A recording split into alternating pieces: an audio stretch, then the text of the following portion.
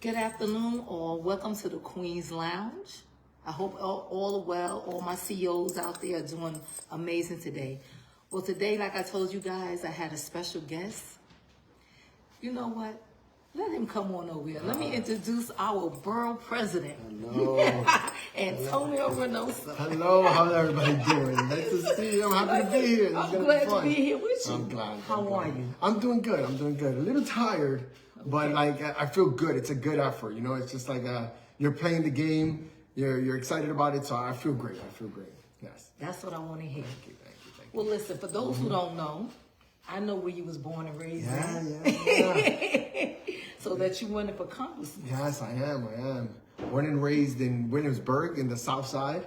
I was actually born in Cumberland Hospital. Okay. In Fort Greene, and then I was raised in the South Side of Williamsburg. It was an amazing experience. You know, I was deeply poor, so I was on food stamps, on welfare, on Section 8.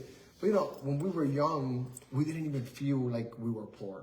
We had so much community, and everyone was kind of struggling through the same thing. So there's a lot of equity in our poverty.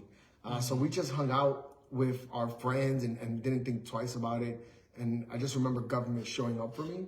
And then when I got older and I wanted to get involved in government and politics and policy, I wanted to always pay it forward. I know what government did for me. I always wanted to see if I can do it for other people. The next little Antonio somewhere gets the support and services that they need to be able to succeed and thrive. Yeah. Absolutely. Yeah. And like I said, you're running for congressman, and you have my vote. Oh, thank you so much. There's nothing like having someone that was born and raised and know exactly what it is to go through the struggle. Yeah, I know. And you don't even see that you're going through one. Yeah. You know what? I do think that what we need in Congress and in the federal government are people that have gone through our experiences, right? Like what I'm doing when I get there is not talking about things because I read them in books or because I saw it on TV. You know, SNAP benefits put food in my stomach. So when I'm fighting for SNAP benefits, I'm not fighting for it because it's only the right thing to do. It's because I saw what it did for my life, how it saved my life, and I wanted to save other people's lives. And we just need people that have gone through these experiences to be the ones that are fighting or fighting for these causes. I just think that the effort in ensuring that we maintain those resources is going to be stronger by someone that benefited from them. That's right. That's why I said you have to go through it to understand what we went through to be able to say that I can run and do this. Yes, absolutely. I know your time is valuable. No, I'm here for you. We're having a good time. Well, I got a few little questions there you go. Let's make ask you. I like it. You ready? I know you're ready. I'm ready. You are. One question I would like to ask you. What action will you take as a new congressman to strengthen the oversight and accountability and prioritizing companies managing Hope Gardens? Oh, so Hope Gardens went through a RAD Pact program. And it's one where a private management company takes over the management of all the buildings, and NYCHA allows them to take on the rents. NYCHA allows them to build within infill sites, and the profits that they would make from that are going to allow them to offset the rents from the rest of the NYCHA development, but allows them to borrow on like a 99-year lease. So the idea here is pretty much like, we'll give you management opportunities, take out a loan, fix everything, and then with the rents that are there, you pay it down. Obviously, it's not enough money, so they want to do this infill project where they do development. Like I say this, I think at this point, whether or not RAD Pact was the right path is not something we could be discussing because it's what happened. What we need to do is how can we make it so that now, under this program, everybody's getting the resources they need and that we're actually supporting them. And from what I'm understanding, a lot of these management companies are just failing at the job, which is very interesting because do you know that in the late 1900s, like 1998 or something like that, we have something called the Fair Cloth Amendment, which is a legislation of the federal government that said the federal government is no longer going to build housing like NYCHA because they think that the federal government shouldn't be involved in management because we do a terrible job. And NYCHA, we didn't do a good job with NYCHA. So we're not, let's say that even though I think we can do better, let's say that was true. Now we have a private management company, and they're struggling with it as well. So maybe the underlying issues of NYCHA is not necessarily who's managing it, but a lack of resources that are coming in to support it. That's true. And what you're doing when you give it to a private managing company, their bottom line is their money. Yeah. When NYCHA, at least, they were losing money, but they had to take care of people. They had to, the government isn't into making money. So maybe that their interest is into taking care of people. So we're now stuck in a pickle with what I think is like a situation with this management company that's not doing enough. So we're actually having meetings soon with them, where we're talking with them, with the tenant association, which is also an issue. Because we don't know who's in charge necessarily. Yes. And I don't want to even get into those politics. But the elected officials are meeting with the management company because we have is Wavecrest now. Yes. It used to be Pinnacle. Yeah. Where it was one problem, and now we don't want Wavecrest to come in and be the second problem. So we're talking to them about how they're responding to tenants, how they're dealing with repairs and new developments. So we're having those conversations, and it's been pretty tough. Yeah, it has. I see a lot of things, and I'm just like, staying prayerful. Yeah. That everything will work out. Yeah. You know what I will tell you though, and it sucks to look at it this way, kinda, is we got the apartments were repaired, but the quality of what we wanted wasn't what we got. You're absolutely right. Yeah, you're absolutely right. And there's a part of me that wants to be grateful that upgrades were made because there were people living in some terrible conditions. Yes. But then there's another part of me that's like, yeah, but just because we're getting something, or just because we got these upgrades or these repairs, doesn't mean that we should settle for like mediocrity, for just like normal stuff. It's just like, oh, you just want us to like be grateful and shut our mouths, but it's just like, let's do right.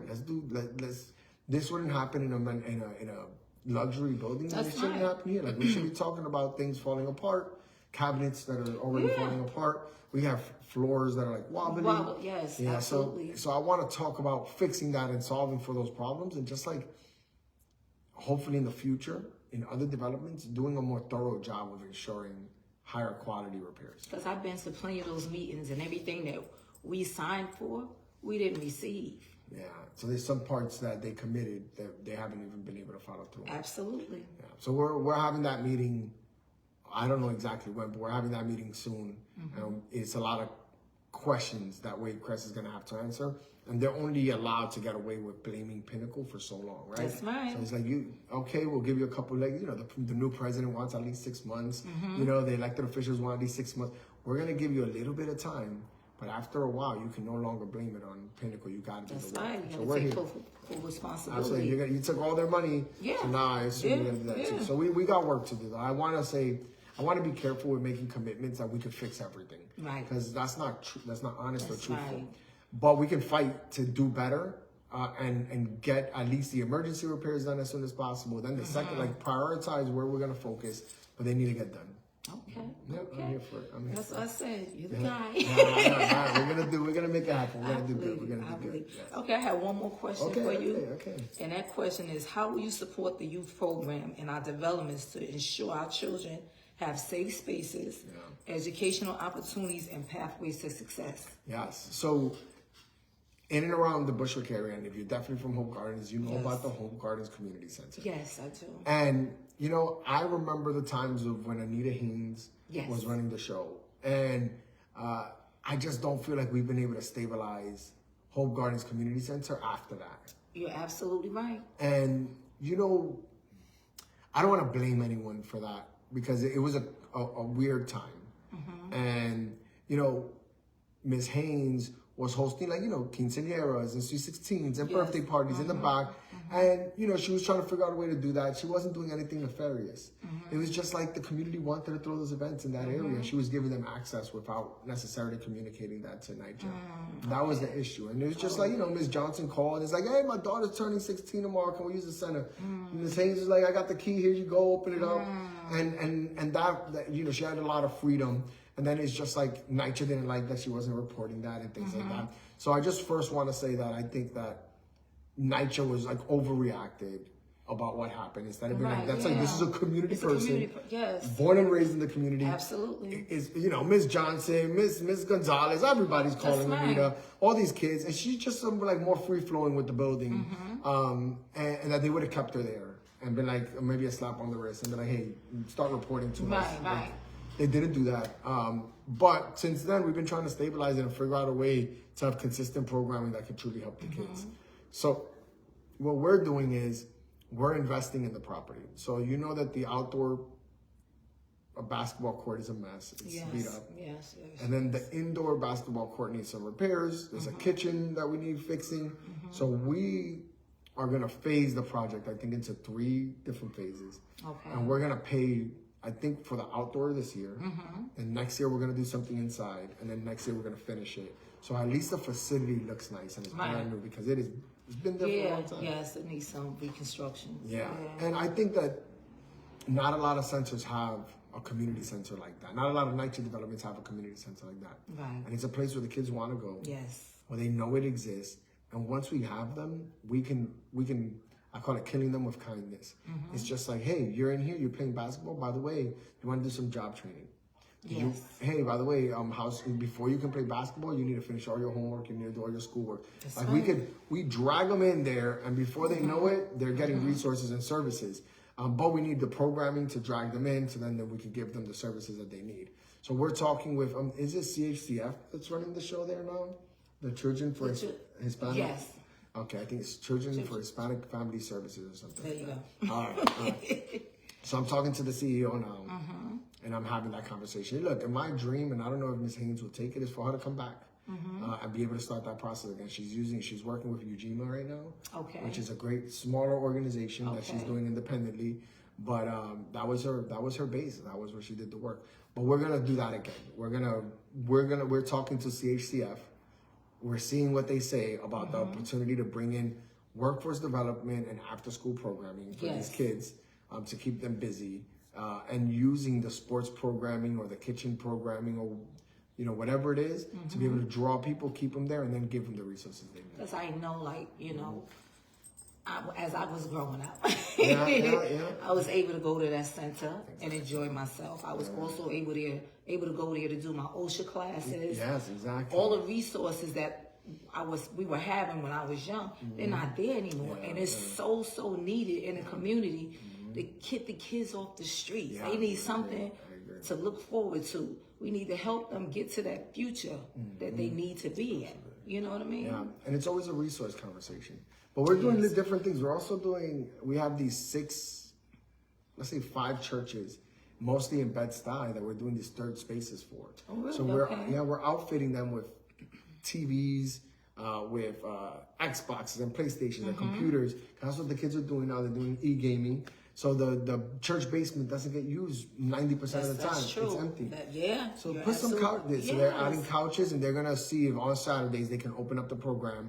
They have volunteers that could come in. They're gonna have speakers coming in, lawyers and doctors that look like black lawyers, black doctors. Okay. And they're gonna be like, these are things you can become. And then after they're done with like the speaking series for 30 minutes where they're inspiring and encouraging the young kids, then they can go ahead and fun. And the churches are opening up their spaces to be able to do that work. And we're helping fund the outfitting of those spaces. And we're calling them like Brooklyn's third spaces. Because the churches, the pastors are always like, Antonio, what do we got for these kids? I was like, well, I have resources, but I don't have a site.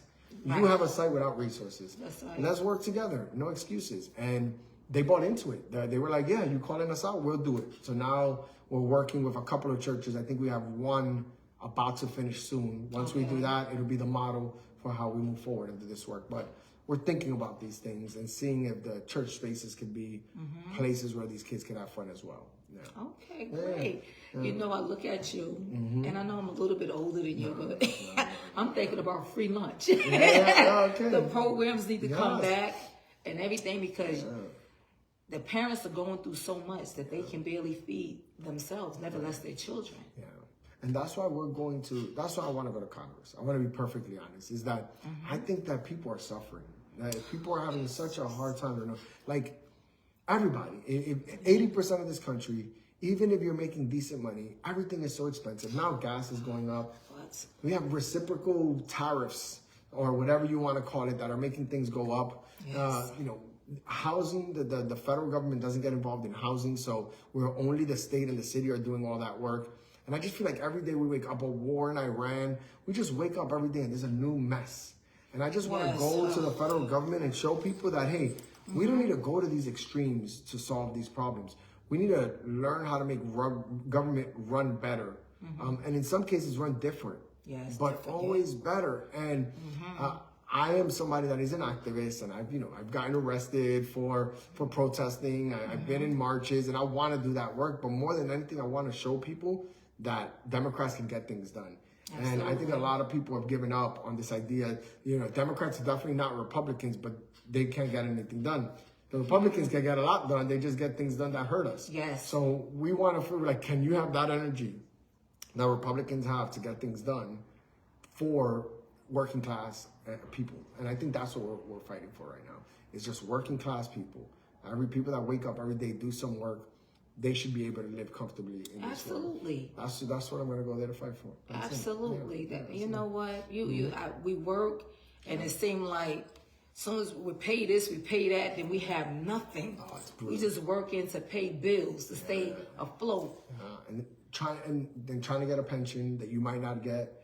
That you barely have any money to save. We just shouldn't be there. We were told very young, work hard, be honest.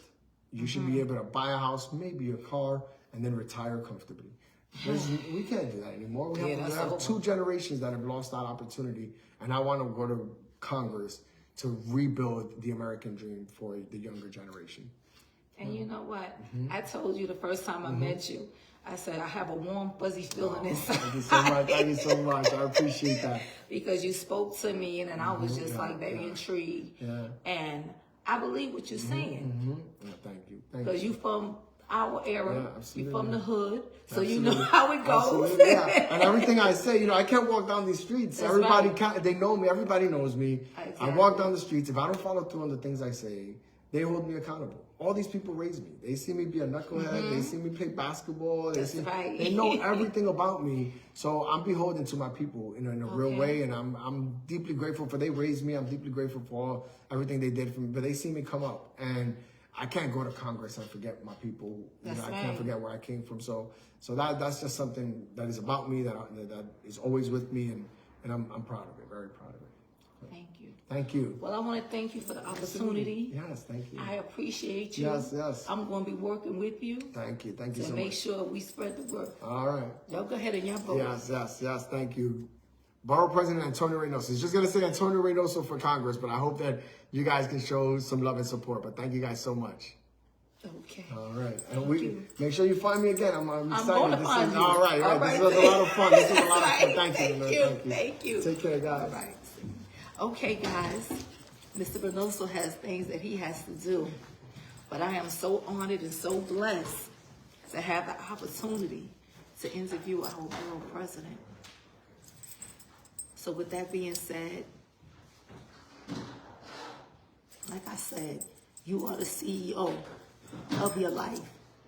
When you see something that you want to do, you go for it. You hear me? I never thought the day would come that I'll be sitting here. But I said, I made it. So with that being said, the Queen's Lounge will see y'all Saturday live. You hear me?